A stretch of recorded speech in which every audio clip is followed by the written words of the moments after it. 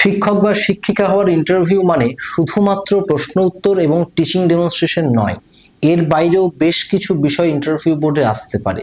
আজকে এই ভিডিওর মধ্যে দিয়ে সেই সকল বিষয়বস্তুগুলোকে নিয়ে আলোচনা করব। যদি এমন হয় যে আপনি প্রাথমিক অথবা এসএলএসটির ইন্টারভিউর প্রিপারেশন নিচ্ছেন, তাহলে আজকের এই ভিডিওটিকে শেষ পর্যন্ত দেখবেন, কথা দিচ্ছি কাজে আসবে।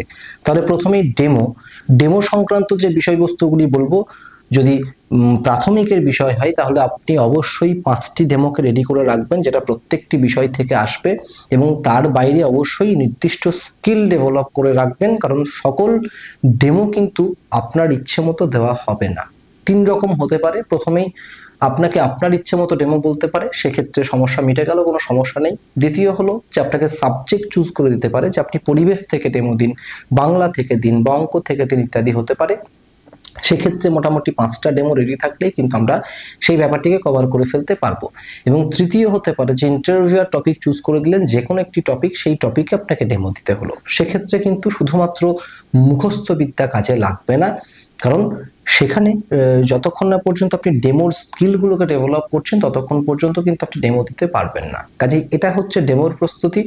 আপনি ডেমোগুলোকে অন্যজন কেমন করে দিচ্ছে সেটা দেখে কপি না করে, অন্যজন কেমন করে দিচ্ছে তার মধ্যেকার স্কেচটা কি আছে সেটা সম্বন্ধে ভাবুন এবং স্কিলগুলিকে ডেভেলপ করুন। 4টে-5টা ডেমো, সেটা অন্য কারোর হোক বা যেমন করে হোক, সেটাকে রেডি করে রাখুন। এবং তার বাইরে একাধিক ডেমো সম্বন্ধে সাধারণ কনসেপ্ট রাখুন, যে যখনই আমাকে ইন্টারভিউ টপিক চুজ করে দেবেন, আমি তখন এইরকম করে ঠিক একটা ডেমোকে করে ফেলতে পারবো। এটা হচ্ছে ডেমোর বিষয়। এবারে আসি যে পড়াশোনার বিষয়। ইন্টারভিউ কোনো সিলেবাস নেই, যে কোনো জায়গা থেকে যা কিছু প্রশ্ন আপনাকে করা হতে পারে। মোটামুটি আমরা 3 রকমের প্রশ্ন একটু মাথায় রাখার চেষ্টা করব। প্রথম হচ্ছে পরিস্থিতি নির্ভর প্রশ্ন, যেগুলোকে মুখস্থ করলে হবে না, যেগুলোকে আত্মস্থ করতে হবে এবং কথা বলার অভিজ্ঞতার মধ্যে দিয়ে সেগুলোকে আপনাকে বলতে শিখতে হবে। কথা বলতে আপনি যত বেশি দক্ষ হবেন, তত এই সকল প্রশ্নগুলির উত্তর দিতে পারবেন। দ্বিতীয় হচ্ছে এডুকেশন, তার সঙ্গে সম্পর্কিত বিষয়বস্তু, যেমন ধরুন শিক্ষা কমিশন থেকে শুরু করে এনসিএফ, যা কিছু ওই ধরনের বিষয়বস্তু আছে, বিভিন্ন শিক্ষাবিদ, বিভিন্ন মনস্তত্ত্ববিদ, তাদের বিভিন্ন ধারণা, বিভিন্ন থিওরি, এগুলো থেকে প্রশ্ন কিন্তু হতে পারে। কাজেই এই সবটাকে যদি সংক্ষেপে বলতে হয়, সেটা আমি বলবো যে এডুকেশন থেকে আপনি যতটা সম্ভব প্রস্তুতি নিন। এবং 3 নম্বর হচ্ছে আপনার নিজস্ব বিষয়। যে নিজস্ব বিষয়ে কোনো একাডেমি আপনাকে হেল্প করতে পারবে না, সম্পূর্ণ আপনার নিজের পরিশ্রমের উপর দাঁড়িয়ে রয়েছে। তাহলে আপনার যে আপনি বাংলায় অনার্স, আপনি ইতিহাসে অনার্স, আপনি ভূগোলে অনার্স, এই যে একটা নির্দিষ্ট বিষয়বস্তুগুলো থাকে আমাদের প্রিয় সাবজেক্ট হিসেবে, তাহলে সেটার সম্বন্ধে যতটা সম্ভব দক্ষতা অর্জন করার চেষ্টা করুন। সেটা নিচের দিক থেকে উপর দিকে, ক্লাস 1-এর বাংলা, 2-এর বাংলা, 3-এর বাংলা, 4-এর বাংলা, 5-এর বাংলা, এরকম করতে করতে যতটা যাওয়া গেল। কোনোদিন এমএ লেভেলের বাংলা কিন্তু নয়, যে প্রথমে এম এর লেভেলটা কমপ্লিট করলাম, তারপর বি এর লেভেলটা কমপ্লিট করলাম, এমনটা না। প্রথমে 1 কমপ্লিট করলাম, তারপর 2, তারপর 3, তারপর 4, তারপর 5, এরকম করতে করতে যেদিন ইন্টারভিউ হয়ে গেল সেদিন হয়ে গেল। তো সাবজেক্টের বিষয় এটাকে মাথায় রাখবেন এবং এইরকম করেই কিন্তু সাবজেক্টগুলোকে কভার করার চেষ্টা করবেন। আমি খুব সংক্ষেপে বলতে বলতে যাচ্ছি। বেশ, তাহলে দেখুন ডেমো এবং সাবজেক্ট এই দুটো বিষয় হয়ে গেল। এবার আসি মূল বিষয়। আজকে এই ভিডিওর করার উদ্দেশ্য সেটা হচ্ছে যে ইন্টারভিউ বোর্ডে এমনও দেখা গেছে যে অনেকজনকে গান গাইতে বলা হয়েছে, এমনও দেখা গেছে অনেকজনকে কবিতা আবৃত্তি করতে বলা হয়েছে, এমনও দেখা গেছে অনেকজনকে নাচ করে দেখাতে বলা হয়েছে, অনেকজনকে তাৎক্ষণিক বক্তৃতা দিতে বলা হয়েছে, কিছু জনকে ছড়া বলতে বলা হয়েছে, কিছু জনকে ছড়ার সঙ্গে তাল দিতে বলা হয়েছে। এখন আপনি শুনে অবাক হচ্ছেন যে এসব আবার কেন, আমি মাস্টার হতে যাব, এসব কেন করব? কারণ আপনাকে প্রাথমিক বিদ্যালয়ে গিয়ে বা কোনো একটি, সেটা উচ্চ বিদ্যালয় হতেও পারে এসএলএসটির ক্ষেত্রে, সেখানে গিয়ে কিন্তু এই কাজগুলো করাতে হবে। বর্তমানে শিশুদের একটি বিদ্যালয়ের সর্বাঙ্গীন বিকাশ হচ্ছে, সেখানে শুধুমাত্র পড়াশোনার বিষয়টি নয়, তার সঙ্গে অন্যান্য আনুষঙ্গিক বিষয়বস্তুগুলো জড়িয়ে রয়েছে, যেগুলো কিন্তু একটা শিক্ষক বা শিক্ষিকাই শিশুদেরকে শেখাবে। কাজে সেগুলো সম্বন্ধে আপনি কতটা জানেন সেটা তিনি জানতেই পারেন।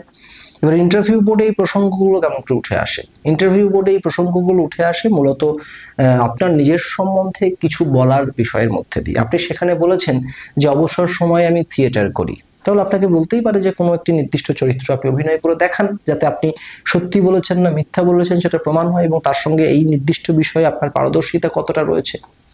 আপনি বললেন যে অবসর সময় আমি সঙ্গীত চর্চা করি, তাহলে ইন্টারভিউয়ারের মনে হতেই পারে যে আপনি যে সঙ্গীত চর্চা করেন, তাহলে আমাকে একটা গান শুনিয়ে দেখান, দেখি কেমন গান করতে পারেন। আপনি হয়তো বললেন যে আমি একজন কণ্ঠশিল্পী, আমি বিভিন্ন মঞ্চে মঞ্চে আবৃত্তি করি, তখন আপনাকে বলতেই পারেন যে তাহলে আমাদের একটা আবৃত্তি শোনান, আমরা কেন বঞ্চিত হব এখান থেকে, আমাদের একটা শোনান। এরকম এই নির্দিষ্ট দাবির মধ্যে দিয়ে বা এই নির্দিষ্ট আবদারের মধ্যে দিয়ে তিনি কিন্তু জেনে নেওয়ার চেষ্টা করবেন যে আপনি সঠিক বলেছেন না ভুল বলেছেন। আপনি বললেন যে অবসর সময়ে আমি স্যার ছবি আঁকতে ভালোবাসি, তখন আপনাকে একটা ডেমো টপিক দিয়ে দিল, তাহলে আপনি এক কাজ করুন, আপনি শিশুদেরকে একটা ছবি আঁকা শেখান। সবাই তো পড়িয়ে টড়িয়ে গেল, আপনি একটু ছবি আঁকা শেখান। অর্থাৎ ওই নির্দিষ্ট বক্তব্যের মধ্যে দিয়েই তিনি প্রমাণ বুঝে নেওয়ার চেষ্টা করলেন যে আপনি সঠিক বলছেন না মিথ্যা বলছেন। তাহলে দেখুন, নিজের সম্বন্ধে কিছু বলুন বা আমার হবি সম্বন্ধে বলতে গিয়ে, আমার প্যাশন সম্বন্ধে বলতে গিয়ে এই ধরনের কথাগুলো যখনই ইন্টারভিউ বোর্ডে আসবে, তখন সেখান থেকে কিন্তু এই যে সুকুমার কলাগুলি বা এই যে এক্সট্রা কারিকুলাম অ্যাক্টিভিটিসগুলো, সেগুলো কিন্তু সরাসরি আপনাকে প্রয়োগ করতে বলবে। আপনি বললেন যে অবসর সময় আপনি গল্প শুনতে খুব ভালোবাসি, তখন বলা হলো যে তাহলে আপনি গল্প শুনতে ভালোবাসেন, আচ্ছা আপনি তাহলে রবি ঠাকুরের এই গল্পটি শুনেছেন, বলুন তো এই গল্পের বিষয়বস্তু কি। তখন আপনাকে কিন্তু গল্প বলতে হবে। হ্যাঁ, আপনি হয়তো বললেন যে অবসর সময় আমি কবিতা লিখতে ভালোবাসি, তখন বলবো যে ও তাই, আপনি কবিতা লিখেন, কোনো পত্রিকায় প্রকাশিত হয়েছে আপনার কবিতা? আপনি হয়তো বললেন যে হ্যাঁ হয়েছে, তখন বললেন যে তাহলে সেই কবিতাটি একটু আমাদের বলে শোনান তো। যখন আমি ব্যাখ্যা করে দিলাম, তখন যেন মনে হতো যে হ্যাঁ হ্যাঁ এটাও সম্ভব। অর্থাৎ ইন্টারভিউ বোর্ডে শুধুমাত্র টিচিং ডেমনস্ট্রেশন দেওয়া এবং বিভিন্ন প্রশ্নের উত্তর দেওয়ার জন্য কিন্তু আমরা ইন্টারভিউ বোর্ডে যাচ্ছি না। 80% এই কাজগুলো করতে হবে, 20% আমি যে কাজগুলো বললাম, গান, কবিতা, নাটক, ছড়া বলা, কবিতা বলা, হ্যাঁ, ইত্যাদি বিষয়বস্তুগুলিও কিন্তু ইম্পর্টেন্ট, সেগুলোও কিন্তু আপনাকে করতে হতে পারে। এবং তার সঙ্গে কেমন করে সেই নির্দিষ্ট বিষয়বস্তুগুলি উঠে আসতে পারে সেই সংক্রান্ত বিষয় কিন্তু আপনাদেরকে বলে দিলাম। আমি কিন্তু এর আগে বলেছি যে ইন্টারভিউ বোর্ডে নিজের সম্বন্ধে কিছু বলুন, এই প্রশ্নের উত্তরটি মারাত্মক রকমের গুরুত্বপূর্ণ। আপনি সেখানে যা কিছু তুলে ধরবেন পরবর্তী ইন্টারভিউ বোর্ডে কিন্তু সেই প্রশ্নের যে মান বা প্রশ্নের যে ধরন, প্রশ্নের যে বিষয়, সেগুলো কিন্তু অনেকটা ওই প্রশ্নের উত্তরের উপর নির্ভর করবে। কাজে যিনি নিজের সম্বন্ধে কিছু বলুন প্রসঙ্গে কবিতার কথা বলতে চাইছেন, তিনি কিন্তু বেশ কিছু কবিতা মুখস্থ বা প্র্যাকটিস করে রাখবেন।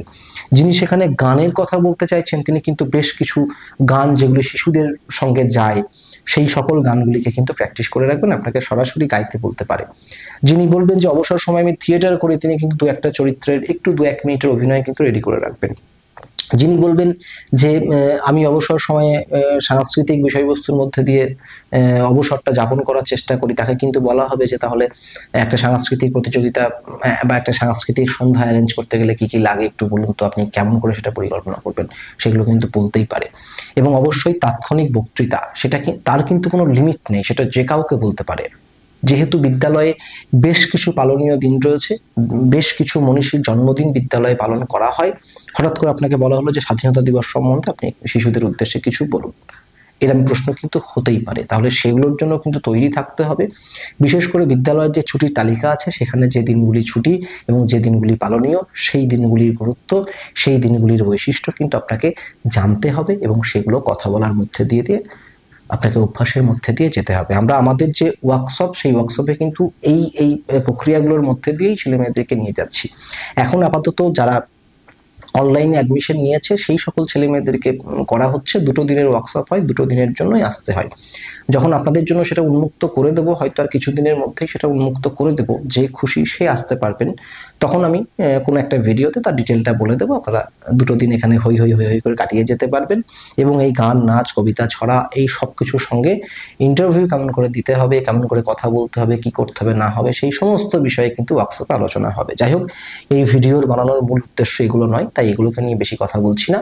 আসল কথা হচ্ছে যে আপনি নিজের সম্বন্ধে কিছু বলুন, সেই প্রসঙ্গে যদি সেখানে কবিতা, গান, নাচ, নাটক ইত্যাদি কোনো বিষয়কে উল্লেখ করে থাকেন, তাহলে সেই নির্দিষ্ট বিষয়ে পারফরমেন্স করার দক্ষতা কিন্তু থাকতে হবে, সেগুলোকে প্র্যাকটিস করে রাখবেন। এবং সব থেকে ভালো হয় যে 3-4টে কবিতা, সেগুলোকে সুন্দর করে মুখস্থ করে নিজের মুখে বলার চেষ্টা করবেন। 2-3টে গান যেগুলো শিশুদের সঙ্গে যায়, আজ ধানের ক্ষেতের রৌদ্র ছায়ায়, মুক্তির মন্দির শোভানো তলে, এই যে গানগুলি রয়েছে, দেশাত্মবোধক গান হোক বা সাধারণ শিশুদের জন্য যে গান, সেই গানগুলো 2-একটা প্র্যাকটিস করে রাখবেন।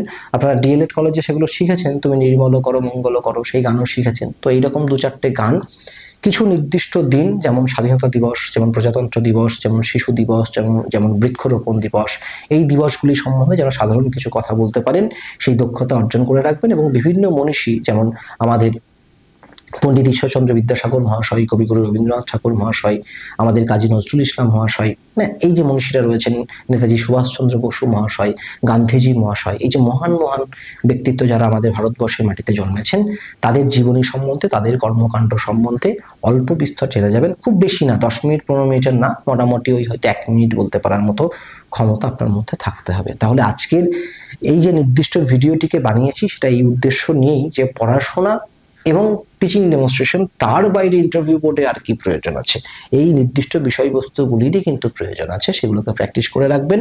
তাহলে দেখা হচ্ছে অন্য কোনো এক ভিডিওতে, অন্য কোনো একদিন। ততক্ষণের জন্য আপনার এই বন্ধু। আর হ্যাঁ, বিদায় দেওয়ার আগে অবশ্যই সাবস্ক্রাইব করবেন, লাইক করবেন এবং বন্ধু বান্ধবীদের মাঝে এই চ্যানেলটিকে ছড়িয়ে দেবেন, যাতে আপনি যেমন করে উপকৃত হচ্ছেন তারাও যেন উপকৃত হন এবং তাদের মধ্যে দিয়ে আমার এই চ্যানেলটিও যেন একদিন অনেকটা বড় জায়গায় পৌঁছতে পারে, আমরা সকলে একসঙ্গে হাত ধরে চলে আমাদের স্বপ্নকে পূরণ করতে পারি। তাহলে দেখা হচ্ছে অন্য কোনো এক ভিডিওতে, অন্য কোনো একদিন। ততক্ষণের জন্য আপনার এই বন্ধু বিশ্বদীপ নন্দীকে বিদায় দিন।